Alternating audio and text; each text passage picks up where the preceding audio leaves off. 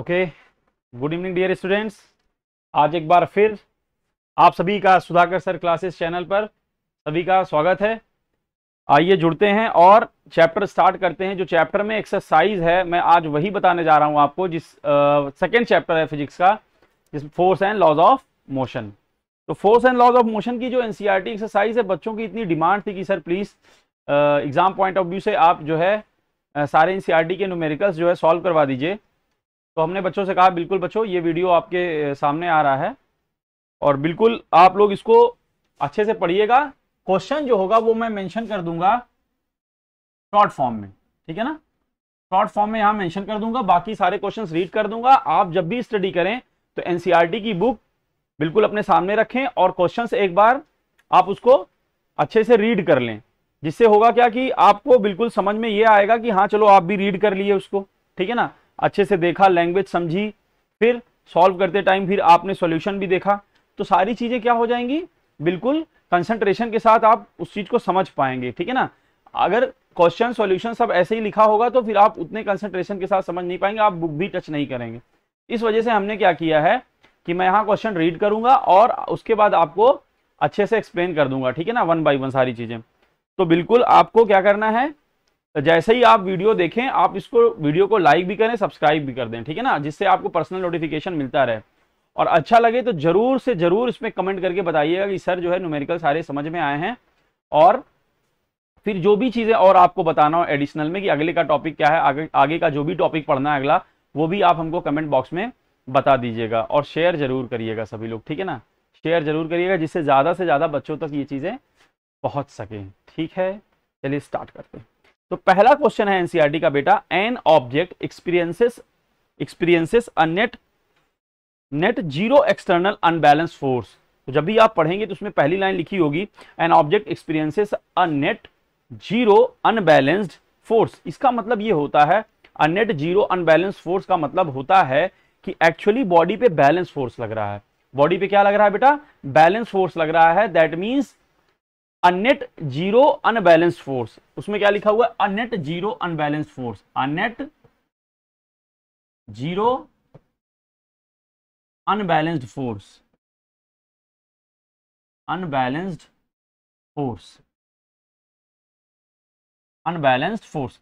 तो यहां आप देख रहे हैं कि a net zero unbalanced force का मतलब मैं आपको क्या डिस्क्राइब कर रहा हूं, मैं ये कह रहा हूं कि एक्चुअली बॉडी पे क्या लगा हुआ है, बैलेंस्ड फोर्स लगा हुआ है। क्या लगा हुआ है, बैलेंस्ड फोर्स लगा हुआ है। ऐसा क्यों कहा हमने, ऐसा इसलिए कहा बच्चों क्योंकि अ नेट जीरो अनबैलेंस यानी अनबैलेंस्ड फोर्स कुछ भी है ही नहीं उस पर, ठीक है ना। अ नेट जीरो अनबैलेंस्ड फोर्स है, यानी एक्चुअल में बॉडी में कोई भी अनबैलेंस्ड फोर्स नहीं लग रहा है, क्योंकि अनबैलेंस्ड फोर्स जीरो है। दैट मींस बॉडी पे कैसा फोर्स लग रहा है, बैलेंस फोर्स लग रहा है। कैसा फोर्स लग रहा है, बैलेंस फोर्स लग रहा है। और बैलेंस फोर्स का मतलब ये होता है कि न्यूटन्स का first law, if a body is in rest remains in rest, if a body is in moving condition then remains in moving condition, okay ना।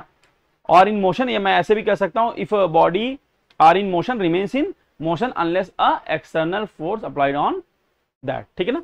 तो यहां पे बैलेंस फोर्स लगा, तो यानी बॉडी कैसे रहेगी, रेस्ट में है तो रेस्ट में रहेगी, रेस्ट में है तो रेस्ट में रहेगी, और अगर मोशन में है तो मोशन में ही रहेगी। कब रहेगी, जब उस पर बैलेंस फोर्स लग रहा होगा।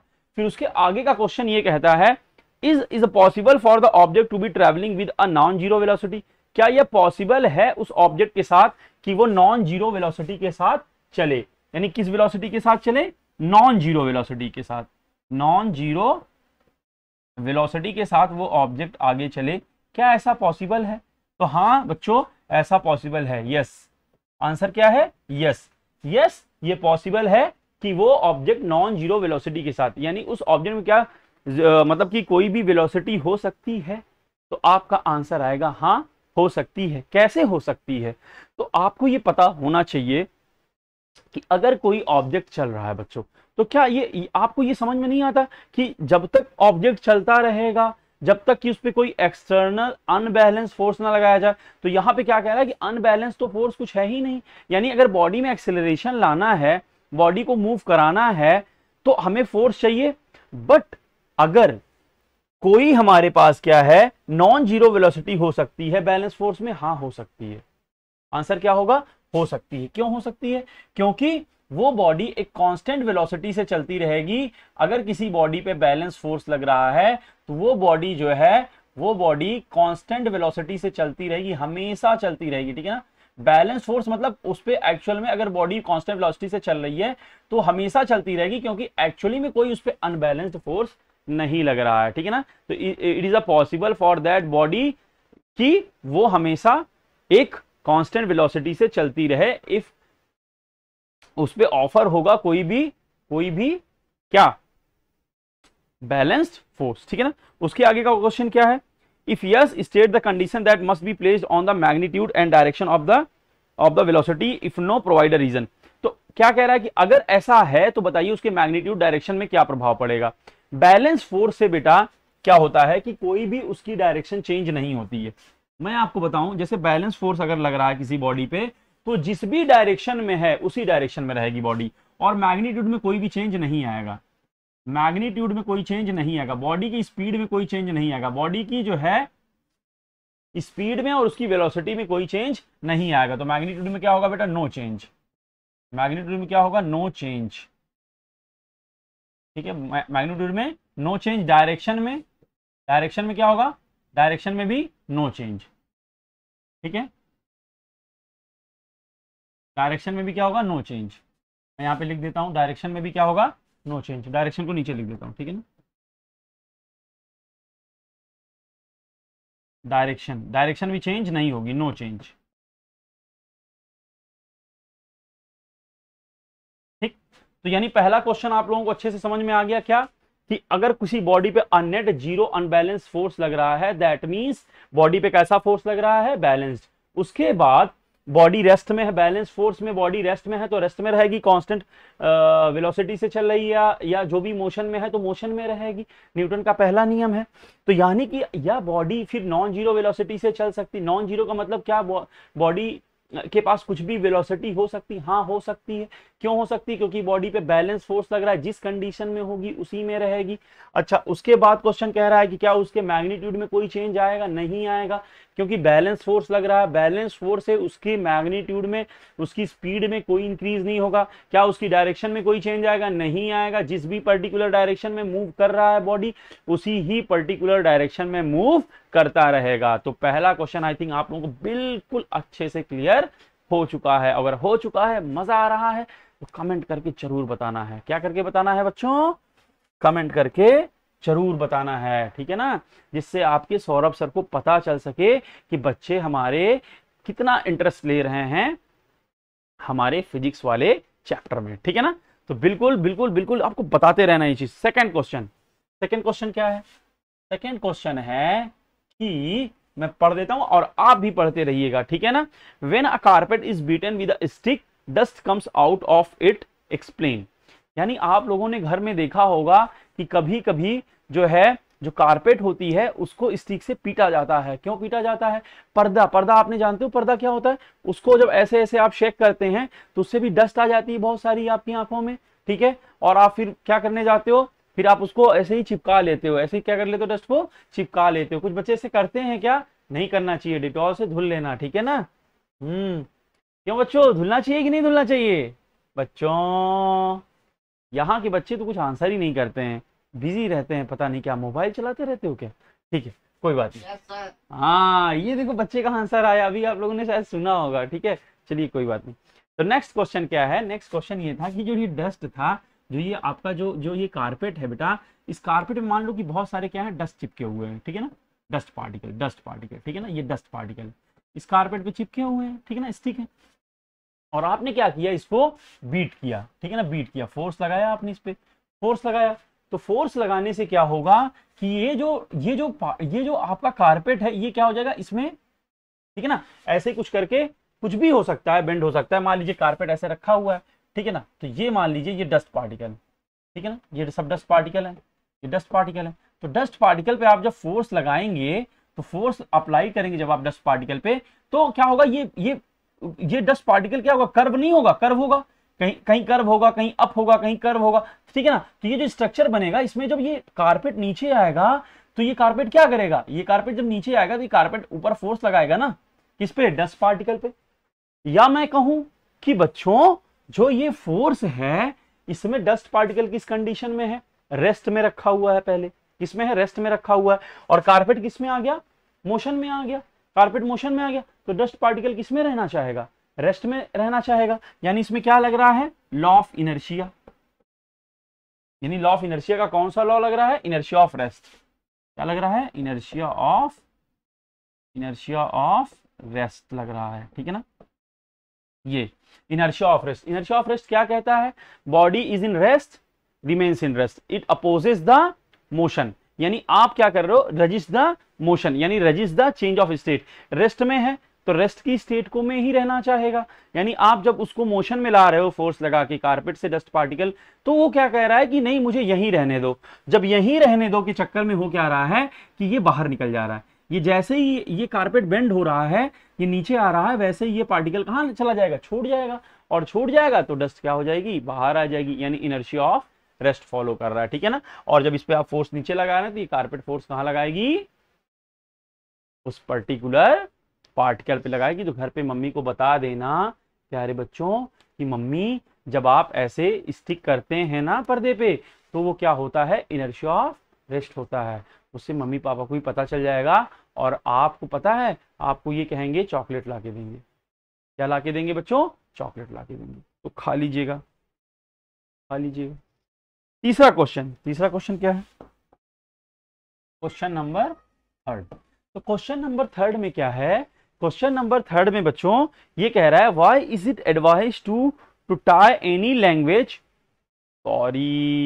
लगेज, ठीक है ना, why is it advise to tie any luggage kept on roof of bus with a rope, यानी जो रोप है, अगर मैं कहूं कि भाई ये बस है, ठीक है ना, बस, ठीक है, बस लो एक एक एक एक, एक बहुत खूबसूरत सी बस, ठीक है ना, आपके सामने एक बहुत खूबसूरत सी क्या है बेटा, बस है। ये देखो इसमें मैंने तीन व्हील लगा, लो ये 4 लगा दी, 4, ठीक है ना।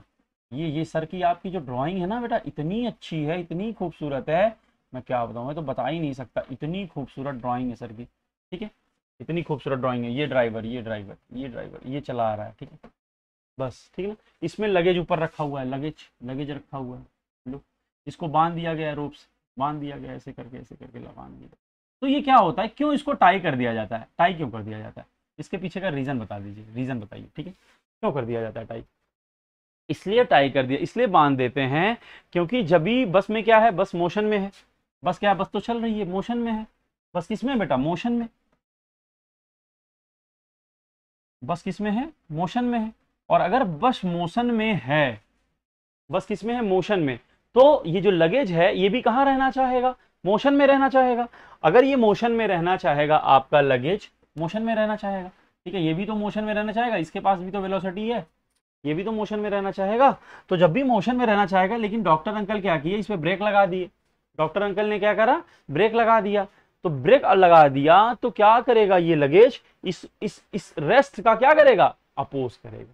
मोशन में है तो मोशन में रहना चाहेगा, यानी यहां क्या लग गया, inertia of motion, inertia of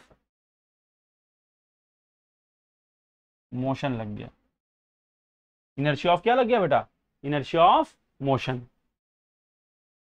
ठीक है, इनर्शिया ऑफ क्या लग गया, इनर्शिया ऑफ मोशन। क्योंकि इनर्शिया ऑफ मोशन कहता है अगर कोई चीज चल रही है तो चलते रहने चाहिए, और जब ये चलते रहने चाहिए क्या होगा, ब्रेक लगेगा, तो ये अगर नहीं बांधोगे तो ये चलते रहने के चक्कर में क्या होगा, चलते रहने के चक्कर में ये आगे आके गिर जाएगा, आगे आके गिर जाएगा, ठीक है ना। इसीलिए इसको बांध के रखते हैं, जिससे ब्रेक लगाने पर ये चल रहा था तो चलते रहना चाहेगा, तो इसका जो सरफेस से कांटेक्ट है वो टूट जाएगा, क्योंकि फ्रिक्शनल फोर्स तो उतना है नहीं, ब्रेक वाला फोर्स ज्यादा था, तो फॉरवर्ड वाला फोर्स क्या करेगा, फ्रिक्शनल फोर्स से ज्यादा होकर के आगे की ओर गिर जाएगा। यानी इसमें कौन सा लगेगा, इनर्शिया ऑफ मोशन। क्या लगेगा, इनर्शिया ऑफ मोशन की। ऑब्जेक्ट अगर मोशन में है तो मोशन में रहेगा, वो रेस्ट का अपोज करेगा, क्योंकि बस ब्रेक लगाने के बाद रेस्ट में होना चाहती है। चलिए क्वेश्चन नंबर 4। अभी सब ऐसे ही थ्योरेटिकल क्वेश्चन है, ठीक है ना, कैसे क्वेश्चन है, थ्योरेटिकल क्वेश्चन। ये आपका क्वेश्चन नंबर 4, ठीक है। क्वेश्चन नंबर 4 क्या कहता है, a batsman hits a cricket ball which then rolls on a level ground after covering a short distance, the ball जो बॉल है, the ball comes to rest, the ball slows to stop because आज क्या है, आज India Pakistan का match है, आप सभी लोग देख रहे होंगे जब क्रिकेट, तो उसमें आपको ये पता चलेगा कि कैसे छक्के पड़ते हैं, चौके पड़ते हैं, और कुछ देर पर बॉल, कभी कभी तो ऐसा होता है कि बाउंड्री लाइन पे जाती रहती है बॉल, और उसके बाद आकर के पहुंच ही नहीं पाती, मतलब चौका लगते लगते बच जाता है बिल्कुल चौका, ठीक है ना। तो ये बाउंड्री जो 4 रन मिलने थे नहीं मिले, क्यों नहीं मिले, क्या रीजन था उसका, ठीक है ना। तो ये आपको बताना पड़ेगा, मैच देखते देखते टाइम मुझे कमेंट बॉक्स में कमेंट करके बताना है कि सर देखिए ना, हमको फिजिक्स आने लगी है और फिजिक्स भी आने लगी और हम आंसर भी कर पाते हैं, जब आईपीएल देखते हैं और क्रिकेट देखते हैं तो हम आंसर भी कर पाते हैं, ठीक है। तो जरूर बताइएगा हमको, ठीक है, बताओगे ना बच्चों, बताओगे ना, प्रॉमिस प्रॉमिस, ठीक है। चलो, तो यानी कि जो ऑप्शन है क्या है, ऑप्शन पढ़ देता हूं।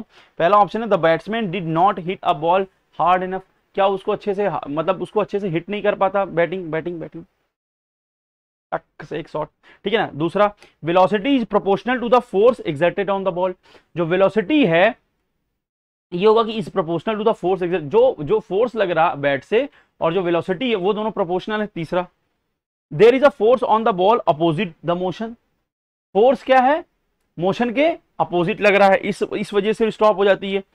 There is a no unbalance force on the ball so the ball would want to come to rest. चौथा ऑप्शन ये कह रहा है कि क्या ऐसा है कि इस पे कोई भी अनबैलेंस फोर्स नहीं लग रहा, इसकी वजह से रुक जा रहा है, नहीं, ये चौथा ऑप्शन बिल्कुल गलत है। यानी जब तक बॉडी पे अनबैलेंस फोर्स नहीं लगेगा, जैसे मान लीजिए ये आपका, मैंने एक लाइन खींच दी, ठीक है ना, ये लाइन बना दी मैंने, ये मान लीजिए आपकी बॉल है, ठीक है ना, ये आपकी क्या है बेटा, बॉल। तो ये जो बॉल है, ठीक है ना, बॉल है, इस बॉल में कोई ना कोई क्या होगी, वेलोसिटी होगी, ठीक है ना, कोई ना कोई वेलोसिटी होगी। जब हिट करेंगे इसको हम, इसके पास कुछ ना कुछ क्या आएगी, वेलोसिटी आएगी।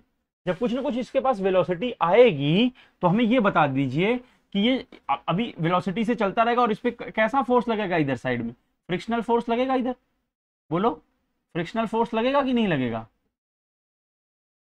फ्रिक्शनल फोर्स लगेगा, ठीक है। तो जो ये इसमें फ्रिक्शनल फोर्स लग रहा है, ठीक है,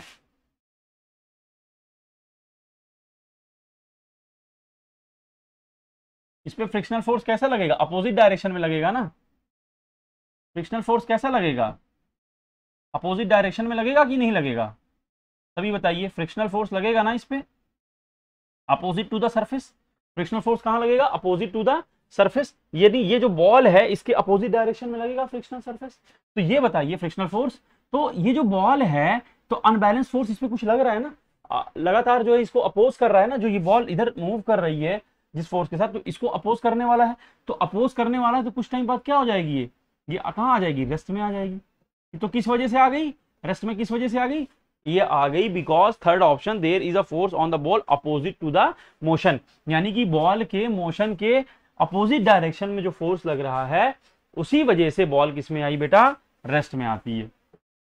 यानी ऑप्शन नंबर क्या होगा, सी, ऑप्शन नंबर कौन सा सही होगा, सी ऑप्शन इज करेक्ट। सबको समझ में आया, ठीक है, चलो आगे बढ़ते हैं।